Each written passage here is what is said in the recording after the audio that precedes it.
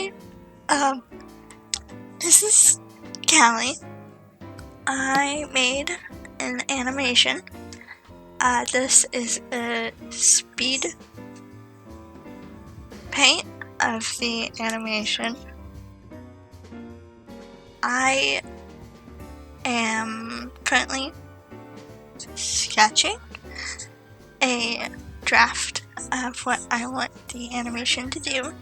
The other small image you see under that one is actually a previous animation that I did a long time ago, and I've decided to reanimate it because, I've been practicing. My art style is improved, and I just wanted to see how it would look, and this is my process of that. It's a simple animation where he is blinking, but I added to it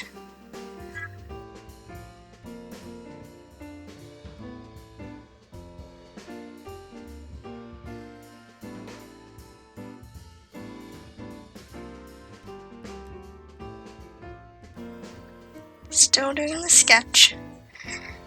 Animation takes a long time to do. It's a very tedious process if you're not into it that much. I think it's fine. I quite like the process. I think it's quite relaxing, actually, and I love the results that come out after it.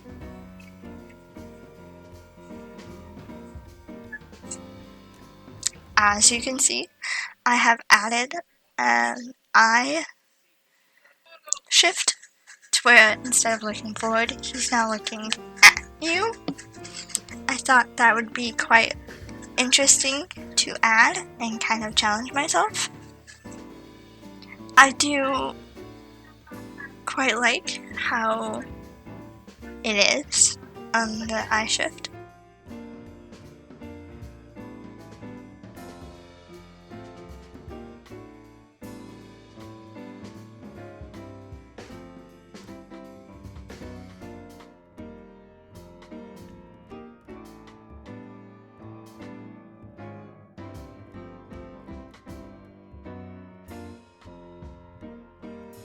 And now I am adding in a mouth opening.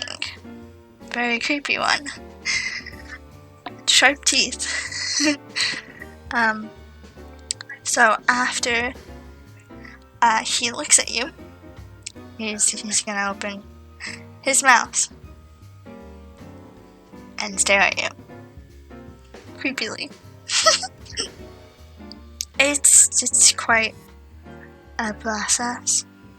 At the moment, I am just readjusting the pacing of the frames so it looks better and it's more smooth and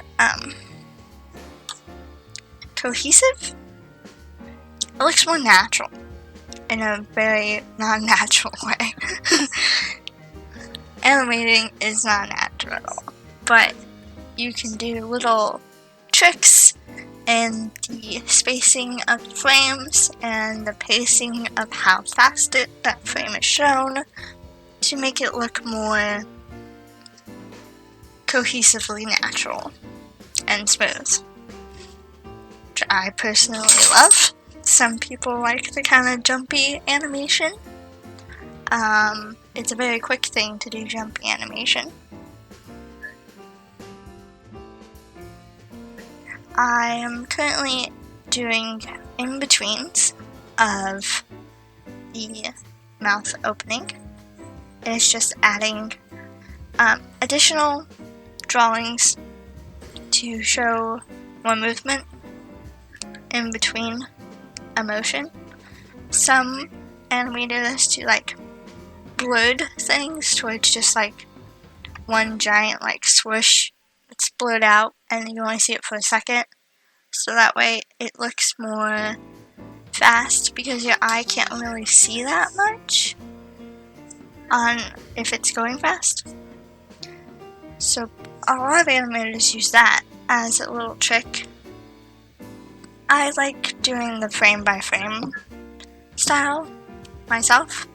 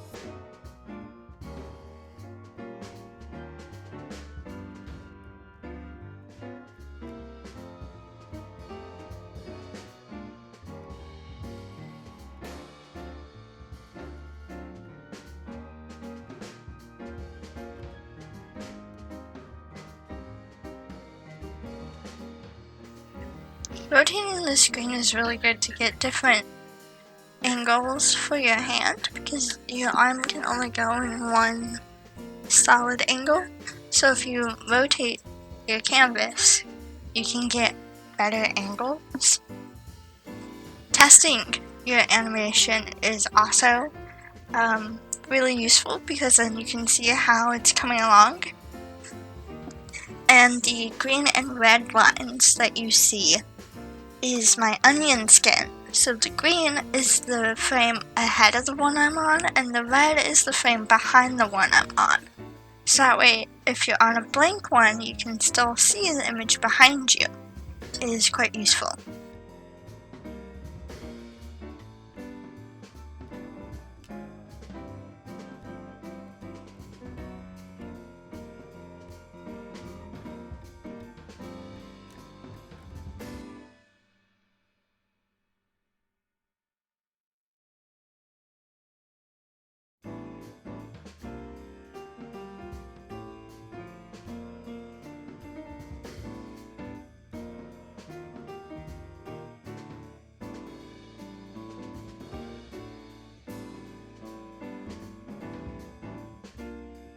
I am currently moving everything but the eye to a different layer.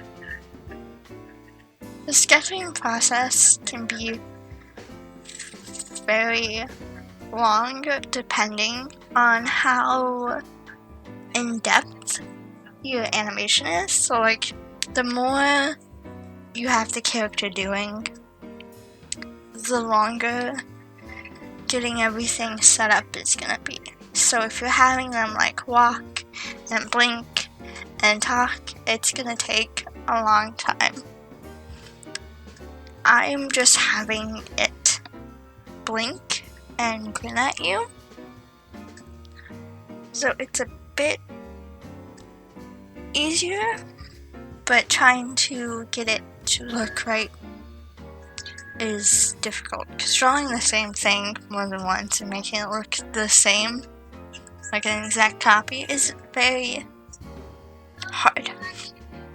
It takes a while to get used to that. But it is necessary to do in animation. Especially placing all of the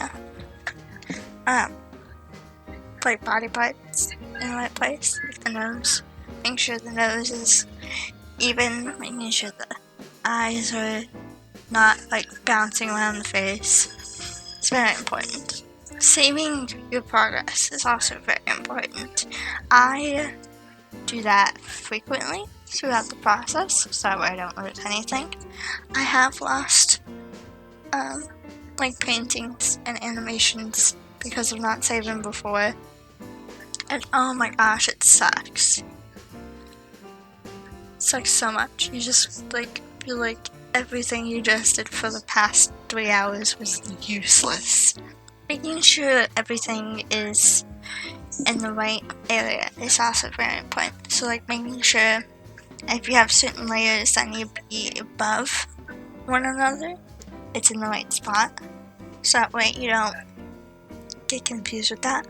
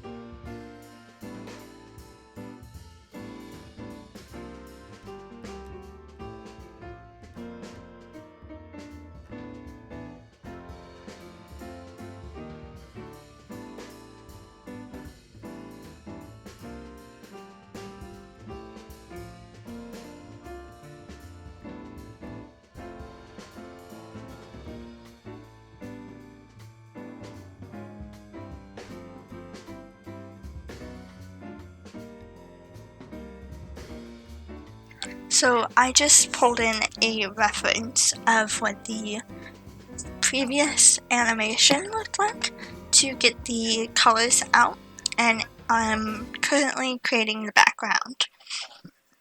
If there is nothing moving in the background, you can just keep it as a basic image. You don't have to make it into like one frame. At least I don't have to with my program. Sometimes you do have to continuously like copy that background onto each and every frame.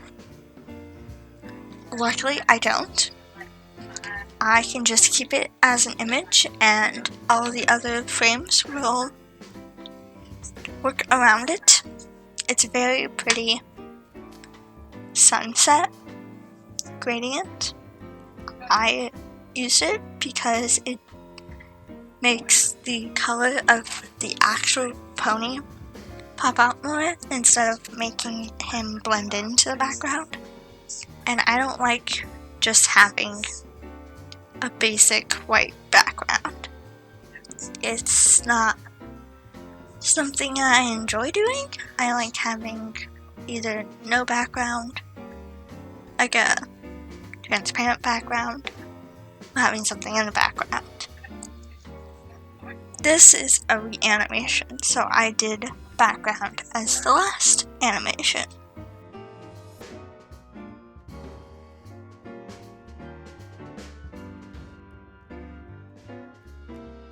So I am currently adding a light source to the image. My last animation, the one that I'm reanimating, the previous one did not have a focused light source, so the shading on the pony looks all weird. I am making the light source in front of him, like he's walking into like a flashlight, like someone's pointing a flashlight at him.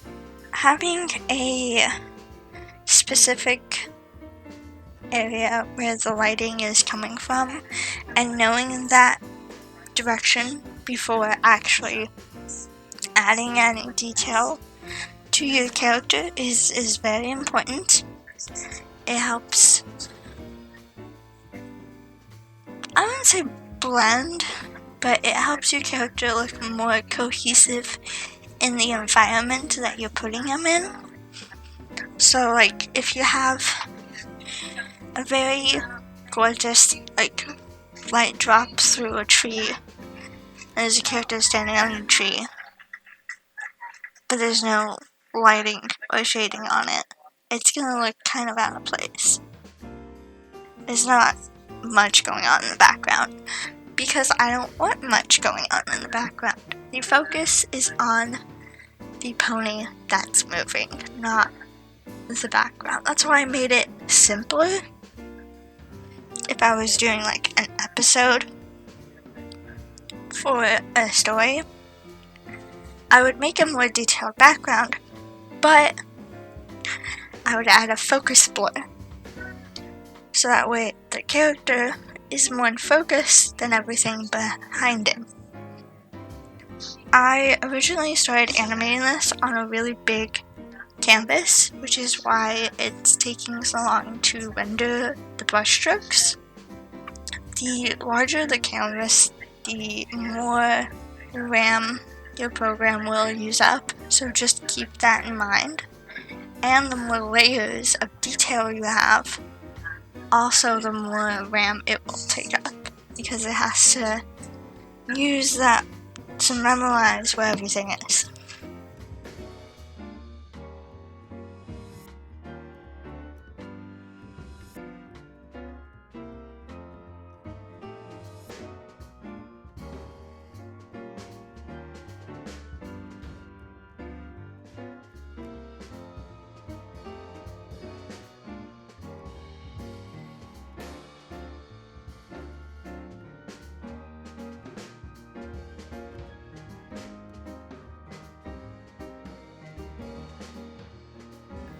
I highly recommend naming all of your layers just so that way you memorize what it is, so you don't accidentally go deleting it if it's important. You don't need to be deleting the eyeball. It's not necessary.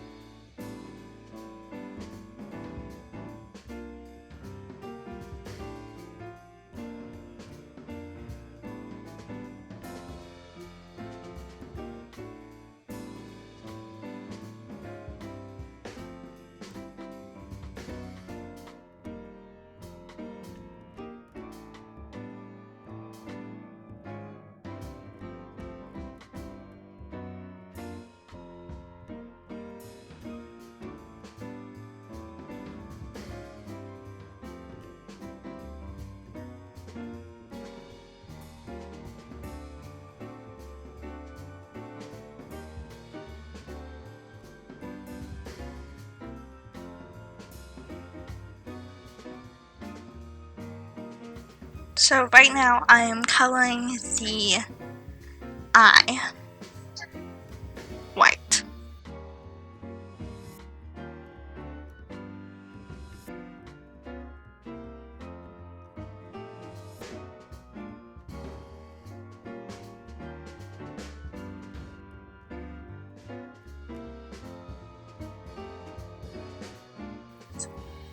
Oh, I just added the iris. The eye color. It's a turquoise, a light turquoise. And that green strip is actually its eyelash. I don't like giving males like frilly eyelashes. So I keep it relatively simple.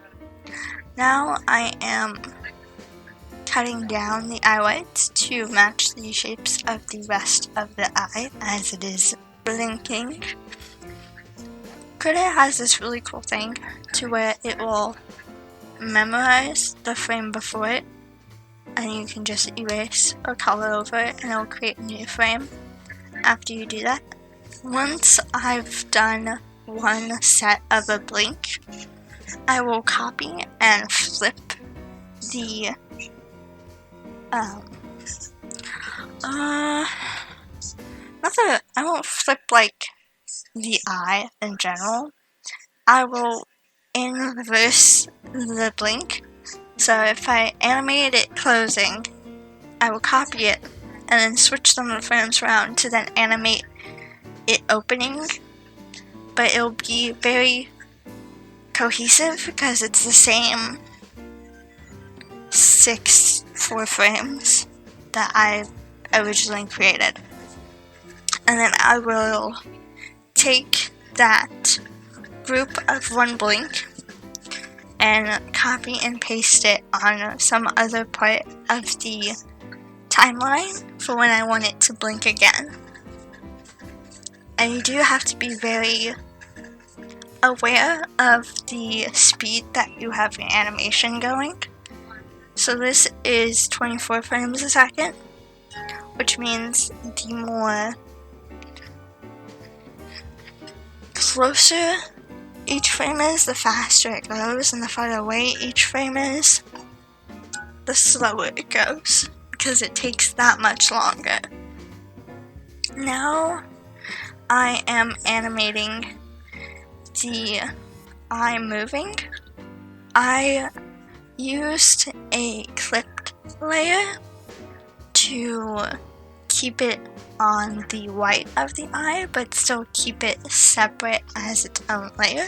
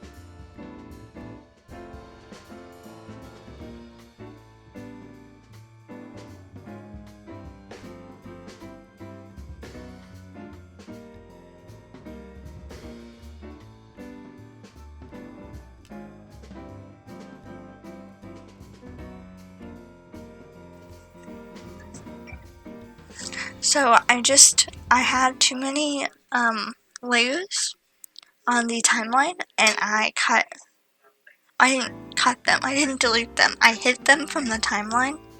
You can hide certain layers from the timeline if you're not currently using them, so it's not constantly there.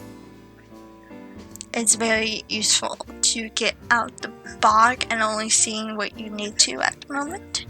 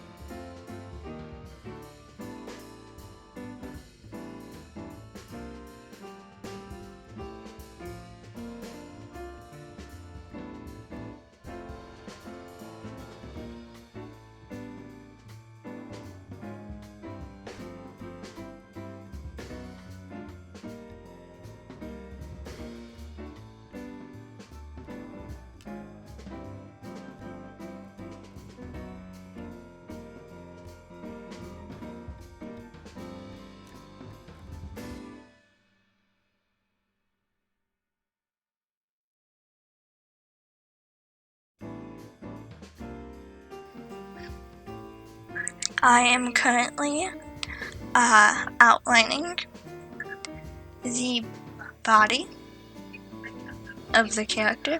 He's going to be purple, very pretty dark purple. And I don't use line art.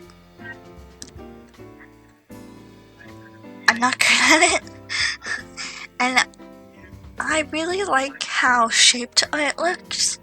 So that's why you can see full color blocks instead of line art and then color blocks.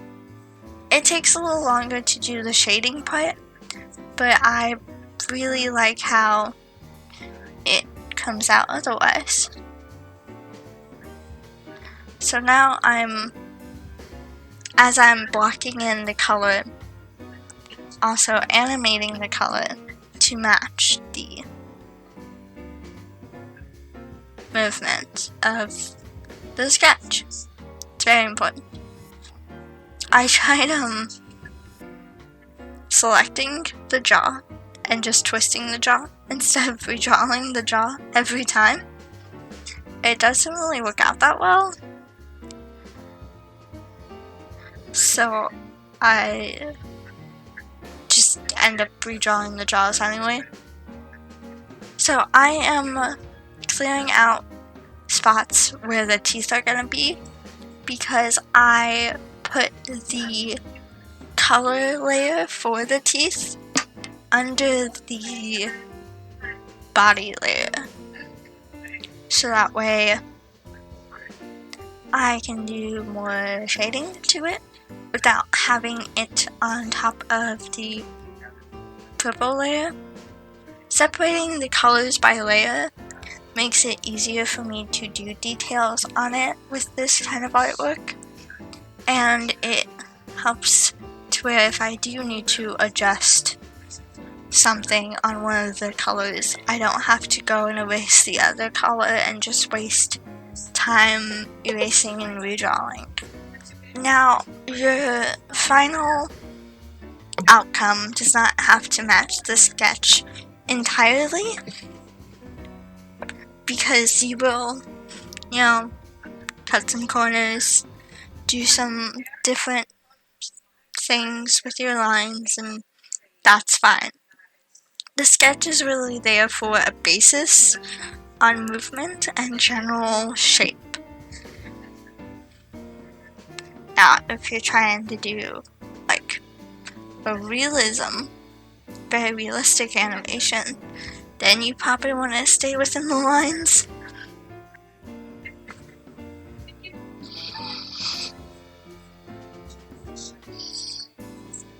Animation is very repetitive, which is fine. I like that. Some people don't, and that's fine. You don't have to animate.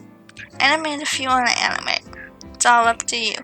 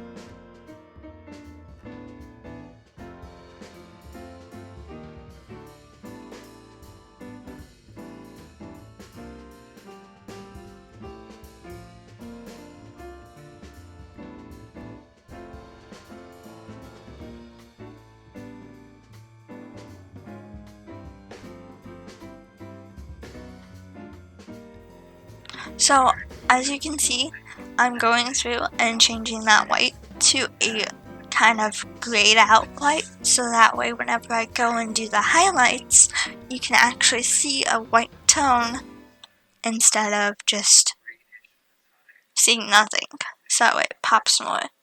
I do this with black too. I'll make black more of like a gray black, so that way you can actually see the dark details. Now I'm going in and coloring in the teeth, and I'm making sure that it lines up with the sketch. And I don't really have to do much besides adjusting to make sure it doesn't, you can't see it under the jaw, and it wraps around the teeth. Very minimal touch-ups here and there. It stays relatively in the same spot the whole time, so I don't have to do much to it after blocking it in.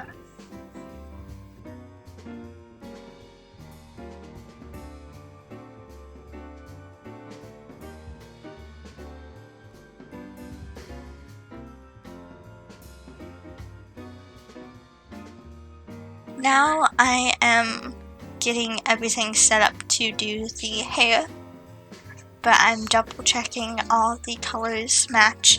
If I didn't go through and rewatch it, I would have saw that some of the frames were still white, and that's bad because it needs to be gray, not white. So now I'm getting the color from the lash so I can match it with the hair, and I do the little eyebrow. I do eyebrows just because it fills in the face more, and I don't really like how empty faces look. But hey, that's just me, that's my opinion. Nothing against people who do. It's fine. It actually looks quite cute on other characters. Now I am tracing the hair in the color, and going in and making sure it's not in any of the purple besides where it needs to be over the purple. I do go in with a select tool and erase around where the purple is, so that way it's within the lines and not over each other and looking weird.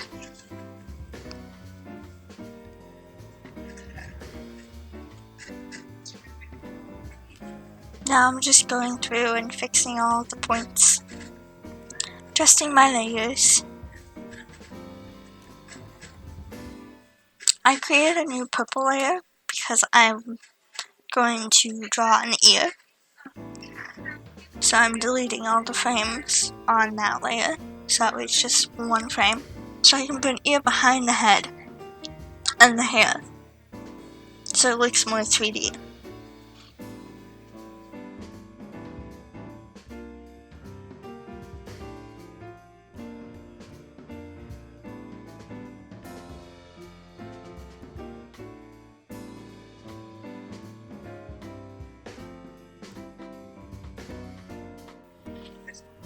Going through, adjusting all the layers, renaming things. Now I'm starting on the shading for the white. I removed the green so that way I can see more of the white, so I can shade it better. And now I'm checking to see how much of the shading can stay from one layer, and I decide that, you know, it needs to be adjusted on each one, so that's what I do. I add a little shading of the lash on each of the eye, and then I copy and reverse it, and then I copy and paste it over all the parts that need it.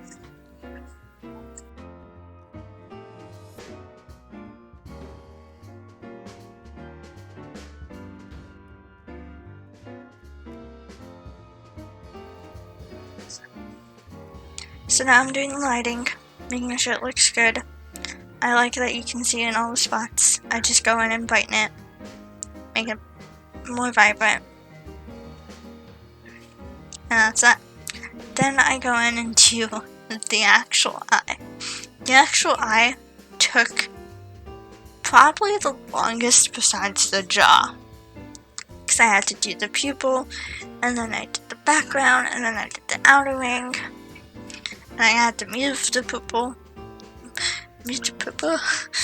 I had to move the pupil to match the eye shift and adjust the shading to make sure everything matched. So as you can see, I do struggle a bit with the shape of the pupil matching the eye move, and I do delete and redo it. If you don't like it's coming out at first, just redo it. It's fine. For some reason, whenever I use tools, it doesn't show up on my recording, so that's fine. So I'm just going through making sure it looks good, seeing if it's cohesive, seeing if I need to fix anything.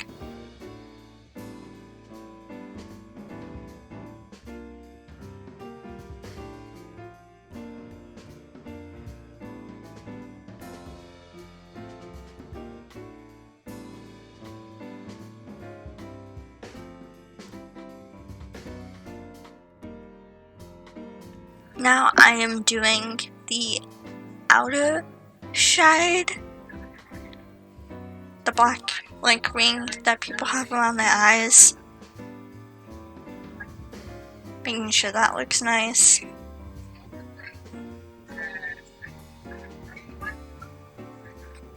Now I'm doing the overcast shadow, making sure that looks nice.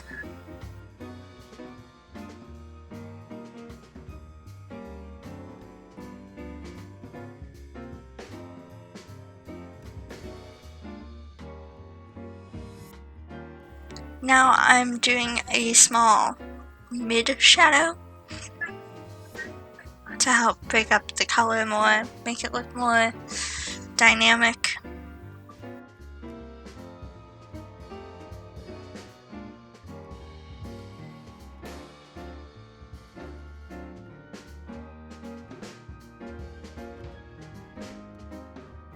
Go through and make sure it lines up.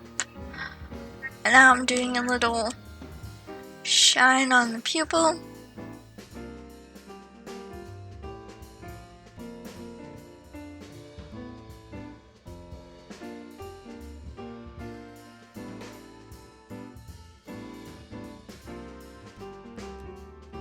Now I'm doing the rest of the color of the eye to help make it pop. I think it looks really cool.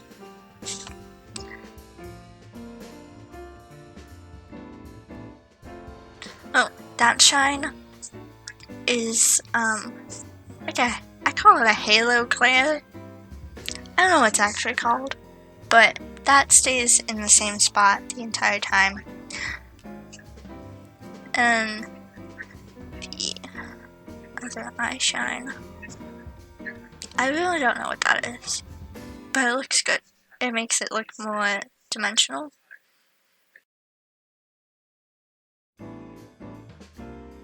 Now I'm shading the lashes.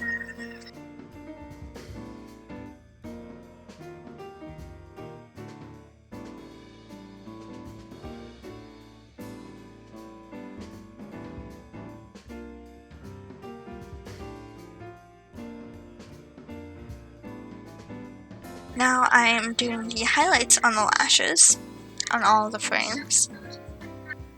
General rule of thumb is that where a shadow is being cast, the lighting is on the opposite side. It works for me. I haven't had a problem with it so far. So now I'm just going through making sure everything's lined up nicely and cohesively.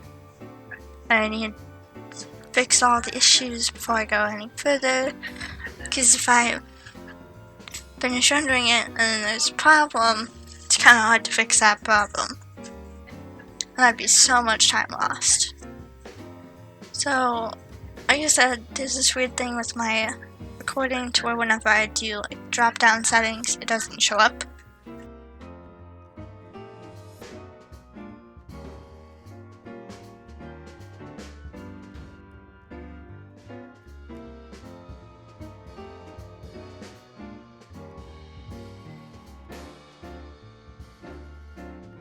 Now I am starting the shading on the teeth, and I broke this up into 3 different parts: the upper lip, the diagonal teeth, and the horizontal middle line.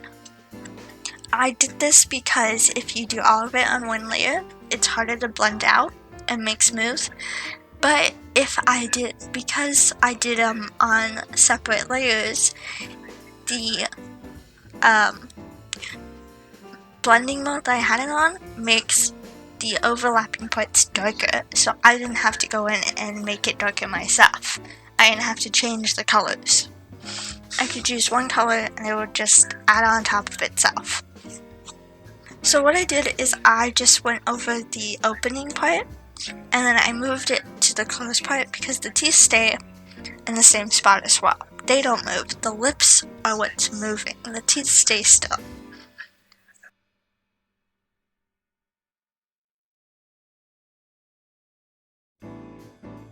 Then I just did the highlights for the teeth, making sure it's nice.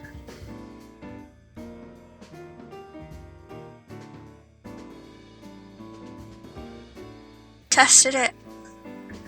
You always look over everything and test. Preview everything.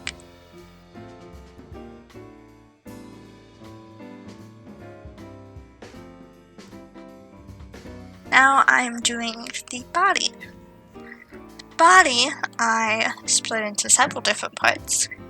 I did a large shadow group to where I shaded basically the entire one, and then I did a shadow group for the blink, and then I did a shadow group for the jaw move. I did do separate layers for the lighting as well. So the eye move, the jaw move, and the main body lighting are also on separate layers. The main body shadow and lighting layer is on one area because nothing else happens throughout the body. The ear doesn't twitch, the hair doesn't move, so I don't have to worry about that. It's just the moving parts I had to adjust for.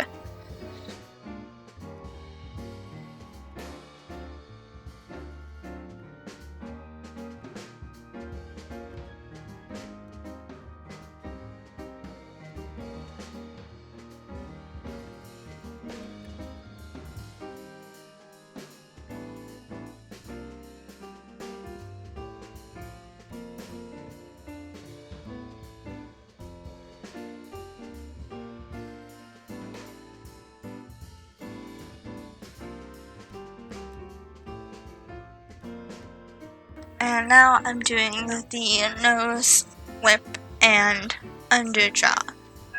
So I did the other neck, now it's the under jaw. And I'm going through and fixing it for every step of the movement, so that way it matches the movement and it doesn't look out of place. If an animation has anything out of place, it's instantly noticeable, and that's bad. So now you see me going through and copying and flipping it. I do that a lot. It's a very useful trick. You just gotta remember which order they went in. If you see it turn gray to black, is because I changed the blend layer to multiply. And for the lighting, I turned it to illuminate. So as you can see, I'm doing the main body shading for the lighting right now. And I adjust the light level a bit because I don't want it to be too bright. So as you can see, I'm going through erasing some areas, reblending it, erasing it some more, reblending it out until I get a light that I like, and then I just did the eye part that stays the entire time because it's for under the eye, so you can only see it once it's blinking. Now I'm doing the jaw. That I do move, and then I do fix some of the lighting to make it match the rest of the body. And then I adjust the nose. So I'm warping it to match the nose warp. And then I'm going back over with the blend tool and smoothing it out. And I'm playing it to make sure it looks nice.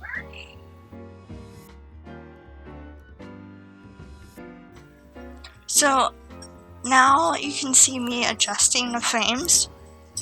I wasn't happy with the pacing, so I'm adjusting the pacing of the blink to make it go faster. Everything else. So all those layers that I'm adjusting are the white and color and lash of the eye. Because I kept them all in separate groups, I can easily adjust them separately as well.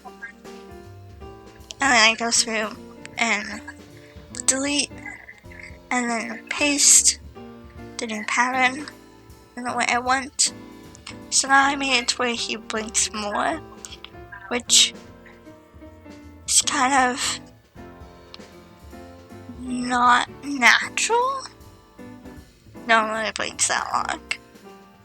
Unless they're doing it on purpose.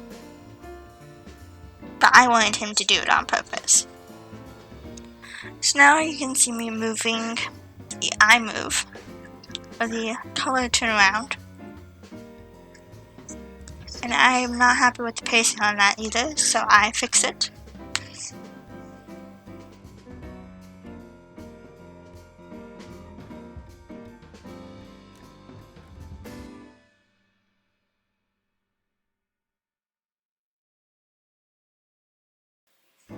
And then I decide that the pacing on the mouth is weird. So I go and adjust that. And that's what that big mess is. Few frames. And I say and a lot. I'm sorry. I adjust the pacing of the mouth quite frequently. I probably changed it about 3 times before actually keeping it.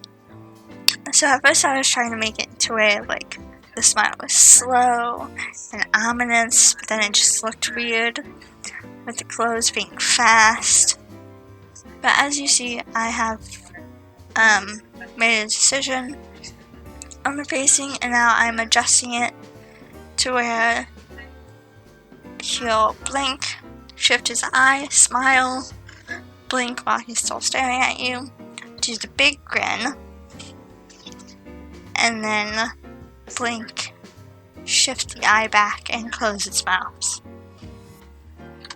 I am going to leave a link in the description to the full animation, and I am also going to leave a small side-by-side preview of the 2 other, like of the original and of the ReAnimate, so that you can see.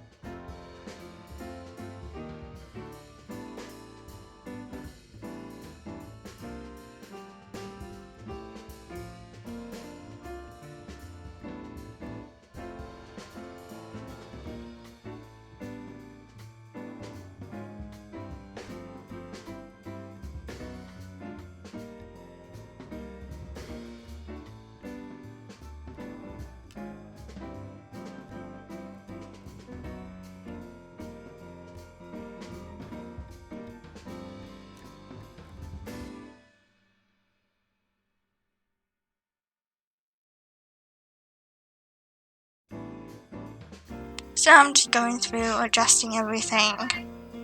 I finished coloring the hair. After adjusting everything, hair is the easiest thing to color in because it's pretty much the only thing stationary besides the ear. Everything else on him moves.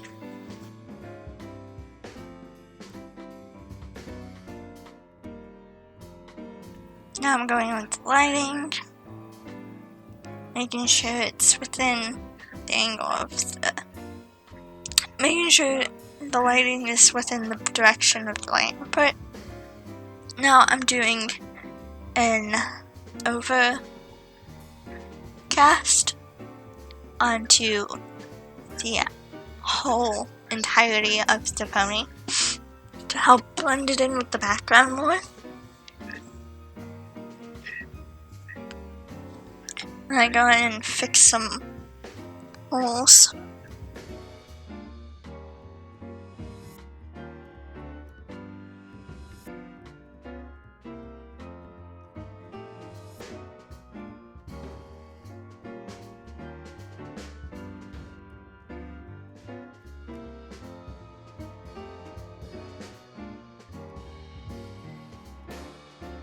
And then I save it, and it's done.